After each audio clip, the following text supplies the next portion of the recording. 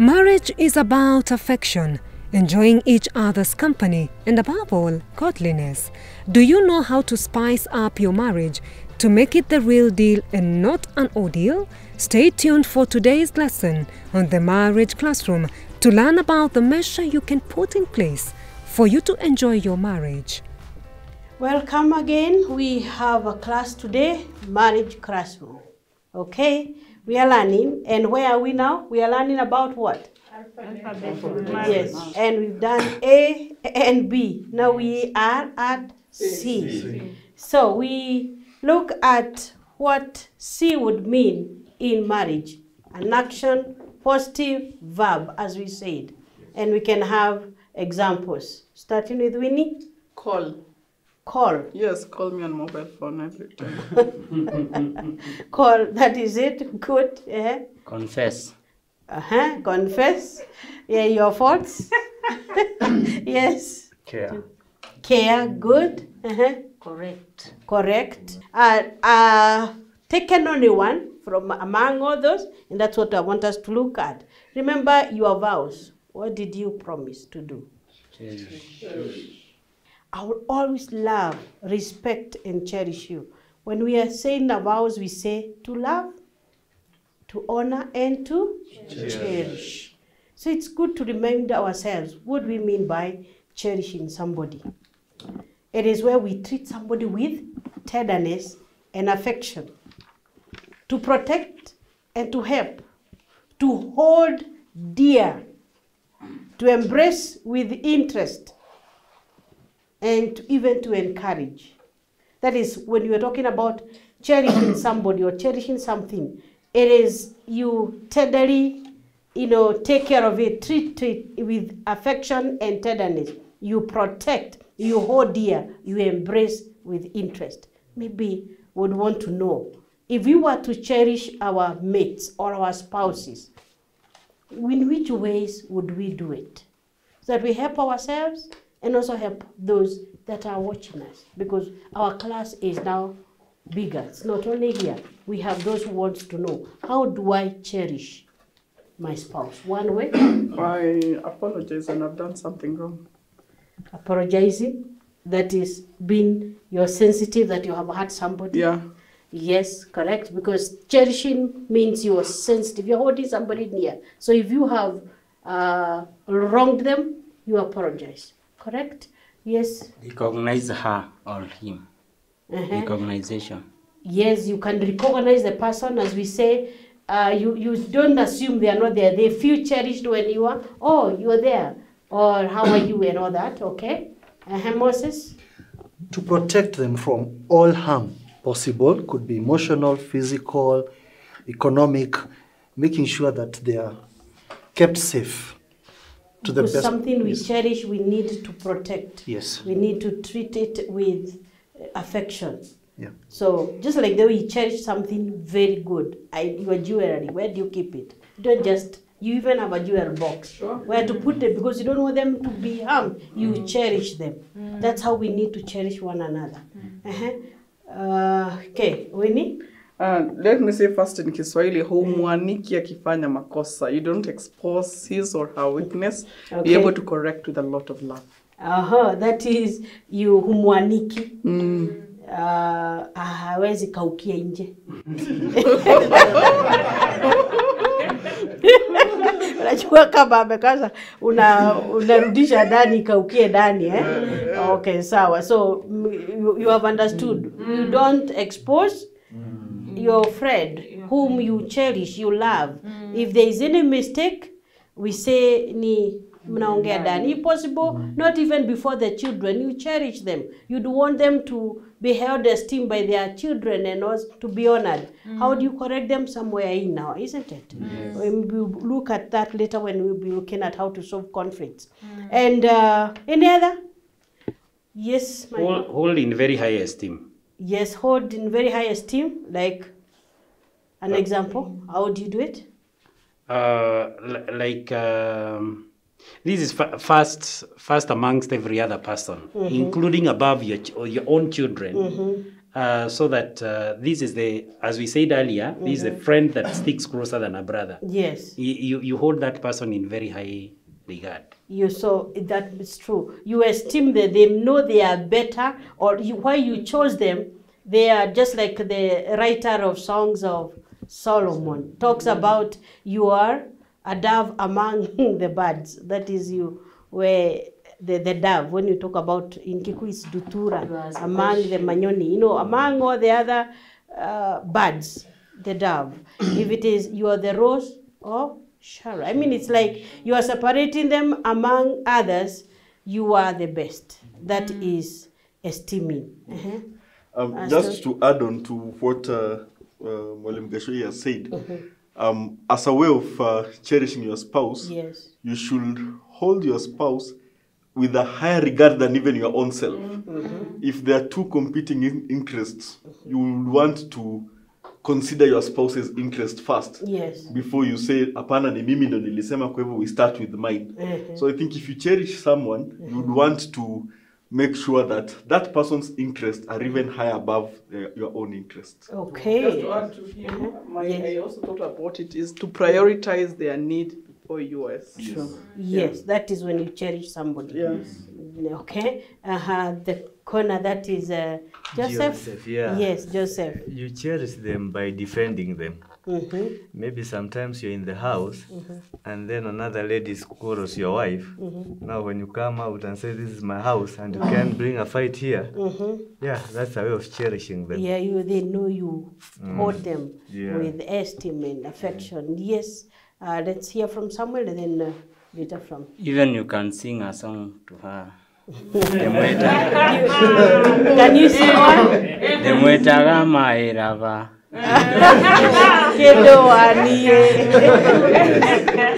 No, it's not bad to sing that song. There is one, yes. You can compose. Yes.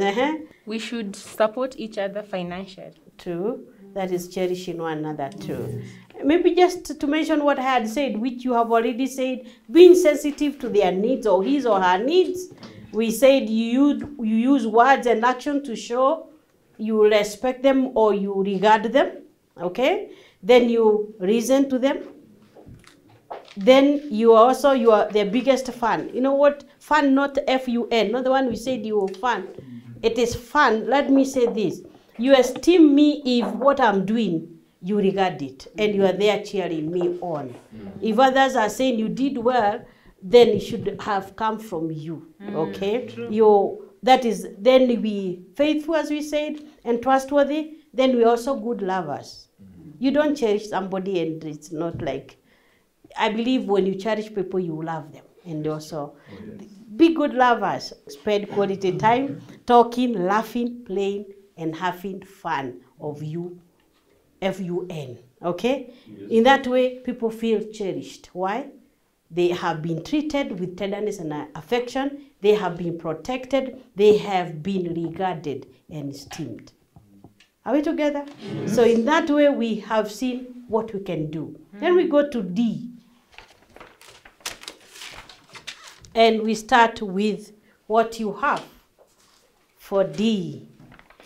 Action verbs. Is that with Winnie? Develop. Yes, develop. You're helping the person to improve. Devote yourself. Or devote yourself. There are many. Any other?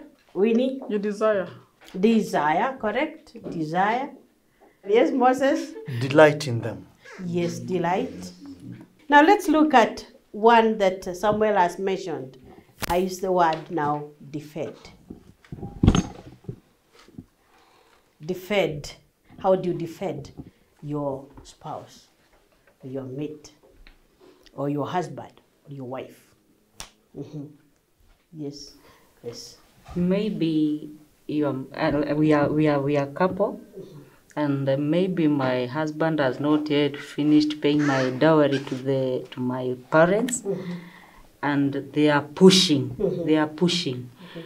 But as his wife, I'm there to stand with him and defend him.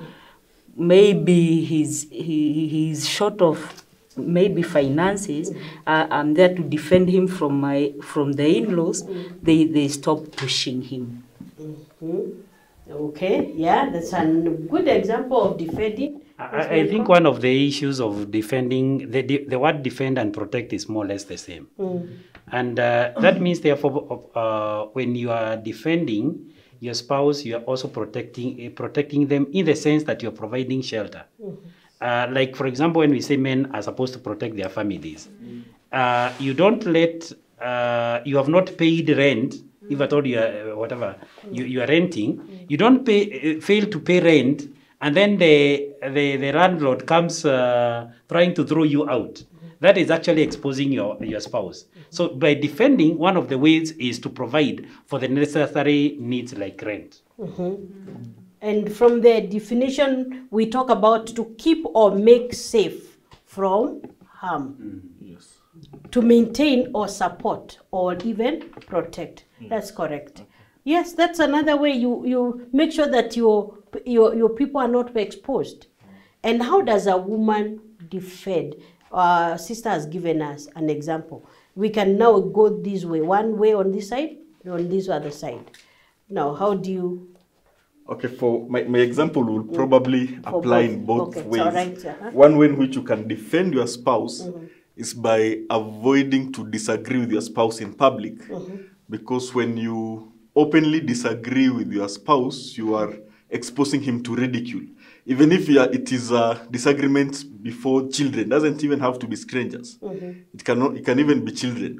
When I keep on saying, my wife, you are not cooking well, you are not doing the right things in the home, and the children can listen to that, they'll start ridiculing their mother, thinking that she's not able to do her roles as a mother. So I can defend her by not disagreeing openly with her in public. If I have a problem with her, I'll just call her where we just the two of us and we discuss about it.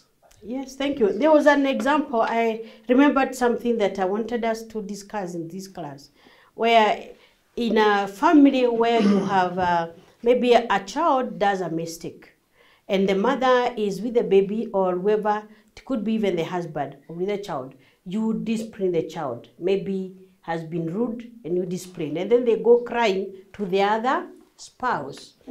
And then one of them tells, who has beaten my girl? Nani amepiga msichana wangu au mtoto wangu? And then after that, they say, mwambie apige mtoto. So, mtoto anarudi kwako, anakwambia umeambiwa na dadi, usipige mtoto wake. Now you see, it looks like it's just for small kids. But in that way, you've not defended your spouse. They will grow up knowing that you were wrong. Or you didn't do the right thing, yet that was the right thing. Now what we used to do was this. You have been disciplined and you've come crying. What happened? You explain. Sema unajua ulikuwa umefanya makosa, mfanye makosa. Ambia sasa, did you know why you were beaten? Yes. Then go and ambia mwambie pole. So they'll go back to the one who has disciplined them and say pole. In that way, it is also defended. You know what happens? These children grow up. And when they become teenagers, then that's why you realize they cannot even be disciplined by one of them. And they always know you are wrong. You beat, daddy's girl or mama's boy. Okay? That is also another way of defending one another. And that was good when somebody has said about the kids. Yes, as we come to I know as a society, most of the time it's expected that the man should always earn more than the wife, which is wrong. But you see in a case scenario, maybe where your husband, this is not for the husband is not working, or he does not earn even more than you. You as a wife, you should not expose and bring it out that this man is either jobless, I'm the one who pays all the bills in this house. Yeah, he should remain to be the head and allow that it's known that he's the man. Yes, for rich or for poor, there are those times when even the one who is supposed to provide may not be providing. Now that's the time to defend one another. You don't keep saying, sasa we ni wanini hapa na una, you don't bring anything. You defend them by that time when you say, I also can support you, protect you, and that's how we defend one another. So in summary, we are saying, stand up for them and even for their rights. You can stand up for their behalf. Somebody is accusing them. As we said, just stand up and say, this I know, okay? And also you can also stand for their right. Then validate their feelings. I come home and I'm feeling offended. Would you be able to defend me by, allowing me or telling me that I was right to be angry or I felt so humiliated? Validate also my feelings. Because when you start telling me, ugelia, ugefanya hivi, what happens? I feel like I have not been defended, okay? Or have not been understood. Then reassure them of your faith and support. Every other time you are doing this, I am with you. I'll protect you. I will be with you. Then establish clear boundaries and guidelines. In case where there is some issue of interference, maybe in the families where in-laws or friends, sisters interfere with your family.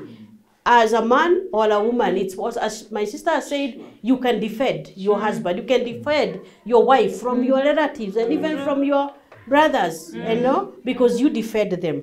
Then by establishing clear boundaries, hakuna mtu, you can't accuse my wife on this because you are the ones who are attacking her, okay? Let them know they can count on you and depend on you, okay? They may not be all of them, but I think we are summarizing and saying this is how to defend our mates. And maybe you can go home and look at how have we defended our friends, our spouses, our husbands, our wives, and let's see whether we can now protect them from those people who have either, made them feel like they are vulnerable when we were there. Okay? Yes. That's our homework, home. Yes. Thank you. Yes, and as you come back, we'll be thinking about the next alphabet. So still go back and do some work on that. Set me as a seal upon your heart, as a seal upon your arm. For love is as strong as death, jealousy as cruel as the grave. Its flames are flames of fire, a most vehement flame. Many waters cannot quench love, nor can floods drown it. If a man would give for love all the wealth of his house, it would be utterly despised. In today's discussion during the break, now I remember in the last class, the alphabet that we are done, D. And among them was defending. I remember Grace had raised a point about how, as a spouse, you're able to defend maybe your husband, especially maybe from in-laws, on matters dowry. Dowry is quite controversial, especially in African society. And I've seen their marriages of a couple who intend to get married. When you go there, by the time you're done, you end up, coming with friction and issues. So I think we really wish to hear more about that issue. The issue is, unapata ya kwamba labda pengine msichana na kijana walioana wakati walikuwa chini kabisa, nao wameendelea wamekaa. Now you get the parents from my side, wanasukuma kijana kabisa, wanamsukuma. They want their dowry. They want the dowry. Now we as ladies, ni vizuri to defend our men. Ni vizuri we defend our spouse. Kwa sababu wale wazazi wanamsukuma, lakini wewe kama the spouse ni wewe unayejua hali ambayo mko katika maisha yenye mnaishi. But you find wengine wanawasukuma mpaka inabidi unapata mnakosana kwa nyumba because of ile kusukumwa na wazazi wa msichana.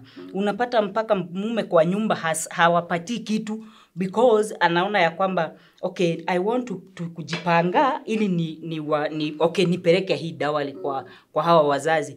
Ni vizuri the spouse to be defended. Wasichana wa mama sisi ambao tumeolewa, let's defend our spouse. Wacheni hawa wazazi ni wako and you are the one who know them well. Ni wewe unayewajua vizuri. Wakatishe chini uambie no, it is like this and this and this and this is my marriage. Tunajipanga and we are going to come because marriage is something that is going to mpaka wakati wa mwisho, ni mpaka wakati tutakufa. But as long as we are living, agree, kubali kile kidogo ambacho huyu mume wangu amekuja nacho, kikubali kwa sababu amejitolea. Kwa sababu labda pengine you find a man anaenda kibarua, but wazazi wanasukuma kila siku simu. Mlisema mtakuja siku gani? Yeah, it Yeah, so it's happens. true. Unasikia, unapata ya kwamba kila wakati unasikia mzazi ama mpaka mnatumiwa wazee. Wale watu wamekaa sana bila kukuja. Waambieni bado tunawangojea. So it is good to defend our spouse kwa sababu wewe ndio unayejua. Mwenye anakaa kwa Kikuyu huwa tunasema muikari mutegeti na niwe wewe kiria thambo iriaga. So wewe ambaye mko na mume wako ni wewe unayejua hali ambayo mnapitia. Pia hapo kwa wazazi, ningetaka kuguzia wazazi. Unafaa ujue hata wewe uko na wasichana. So, kenye unafanyia vijana yani. Kenye unafanya kwa watoto wa wengine, hata hivyo wewe ndio utafanyiwa.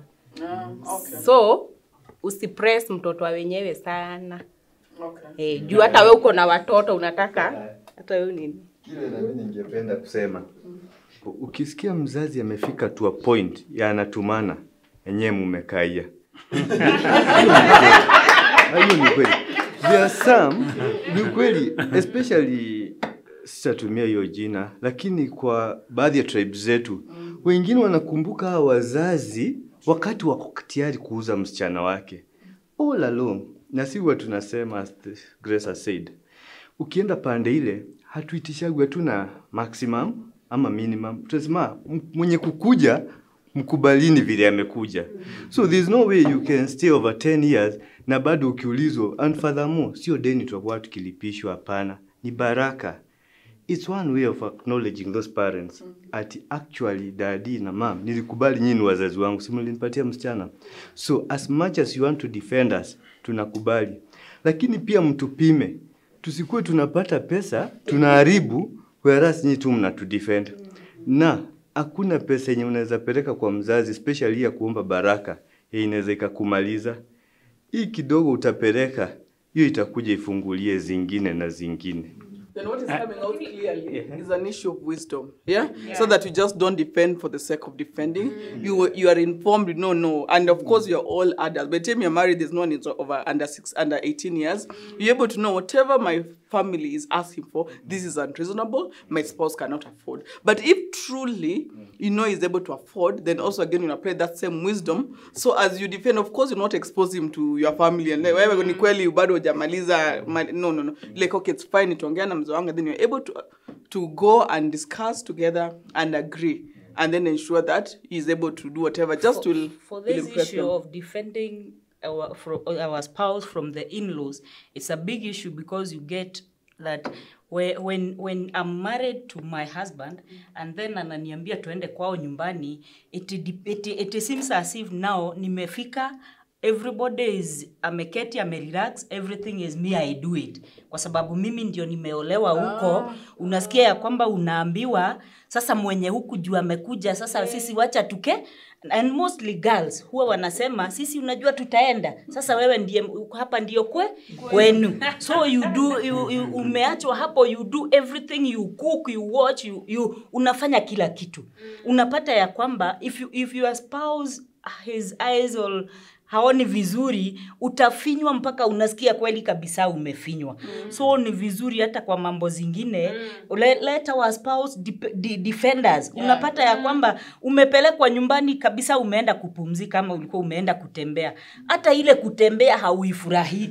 Now you get some ladies wanasema hata ikifika ni wakati wa holiday wanasema hapana, mimi sitaki kuenda, wacha tu ni relax huku, tutaenda wakati mwingine, wakati unajua sasa watu si wengi nyumbani. But when you go to those places, you get hell. Unapata mambo zenye zimekusukuma pale, manguo zilikuwa zimewekwa, ni wewe zinangojea. Juu ulisema unakuja. Yani unapata kazi ambayo imekungojea kwa sababu wewe ndiye umeolewa huko. Hata sometimes unashindwa kwa nini basi niliolewa. Ama niliolewa nikiwa wa familia yote, ama niliolewa nikiwa wa mtu mmoja. Na ndio sababu inastahili hayo mambo mawili ambayo tumetaja. Moja ni ya mahari. When it comes to the issues of dowry, I think the key thing is this. Tukiangalia katika Biblia, hata honor the parents with a gift. Lakini unajua ile hata pengine when Abraham was giving a gift to the in-laws wa Isaac, alikuwa akipeana kulingana na uwezo wake. Hakuna kitu ambayo alishurutishwa, hakuna kitu ambayo alisukumiwa.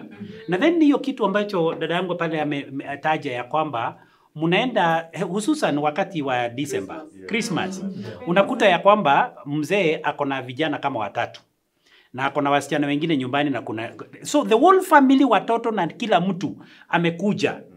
Kwa hivyo yeye amezoea kupikia mume wake na pengine watoto 2 3 hivi. Lakini anafika nyumbani anakuta ya kwamba ni kama kupikia harusi ama ni is a function. Na ni yeye atapika, ni yeye ataosha vyombo, ni yeye ataosha nguo na nini. Unakuta ya kwamba vile amesema ya kwamba wanakosa raha ya kwenda nyumbani kama wakati huo. Ikiwa wewe uko na uwezo, si basi utafute watu wengine uwalipe, kwa sababu sio kama zamani pale ambapo kukiwa na sherehe ulikuwa ukiita wa mama wa the neighborhood wanakuja wanapika. Si utafute outside caterers wakuja wakete for everybody, uwalipe, naye mke wako na watoto wako na wewe mwenyewe mpate nafasi ya kuwa na wazazi wenu.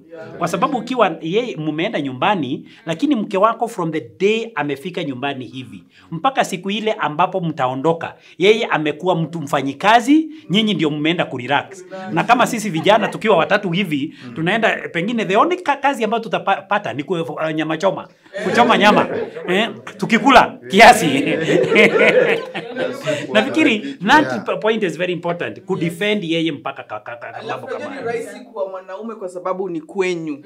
Kwa sababu ni kwenye yeye unajua ameletwa, hata kama tunaitanga huko ni kwetu, nimekuja kwa sababu yako kupitia ndoa. Sasa ni wewe unipiganie ama unidefend. Usipofanya hivyo nikiongea inaweza jitokeza vibaya kwa wazazi wangu ambaye ni wazazi wako ambaye sasa wamekuwa wazazi wangu. Yes. In fact, I think kuna kitu ambacho ninaweza sema, si kwamba hatutaki kwenda na kusaidia.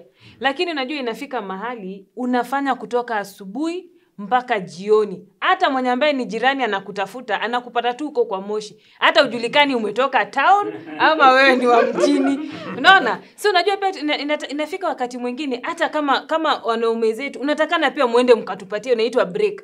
Sometimes hata nafika mahali hata inakuwa ni siku ya holiday, unasema hata afadhali ukae tu.